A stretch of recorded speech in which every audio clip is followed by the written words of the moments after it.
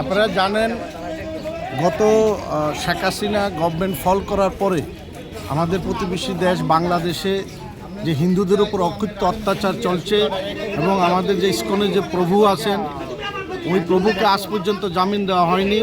তারপরেও দিনকে দিন হিন্দুদের উপরে যে অকৃত্য অত্যাচার চলছে এবং গত 3 দিন আগে দীপু দাস করে একজন সনাতনী হিন্দু তাকে যেভাবে নৃশংসভাবে হত্যা করা হয়েছে এবং গতকালকে চিটাগাংয়ে রাউজানিতে 2টা হিন্দু ফ্যামিলিকে আগুন লাগিয়ে দিয়েছে ঘরের ভেতরে, তারা পিছন দিকে দরজা খুলে কোনো রকমে প্রাণ বাঁচিয়েছে।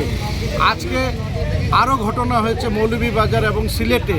এই যে হিন্দুদের উপরে যে অত্যাচার চলছে এই অত্যাচারের প্রতিবাদে আমরা ভারতের যত সনাতনী ভাইয়েরা আছি আমরা সবাই এই প্রতিবাদ জানাচ্ছি যেন হিন্দুদের উপর অত্যাচার না হয় এবং আমরা পাশাপাশি গভর্নমেন্ট অফ ইন্ডিয়াকেও আমরা জানাচ্ছি, দাবি রাখছি যেন এই ব্যাপারটা খুব শক্তভাবে হ্যান্ডেল করে। কারণ আপনারা জানেন গত 3 দিন আগে আমাদের সংঘের যে চিফ আমাদের মোহন বকবুজি বলেছেন যে গভর্নমেন্ট অফ ইন্ডিয়াকে বাংলাদেশে হিন্দুদের রক্ষা করার জন্য কোনো স্টেপ নেওয়া দরকার। এবং আমরা আবারও জানাচ্ছি যে যদি হিন্দুরা আসতে চায় হিন্দুদেরকে একটা সেফ প্যাসেজ দেওয়া উচিত।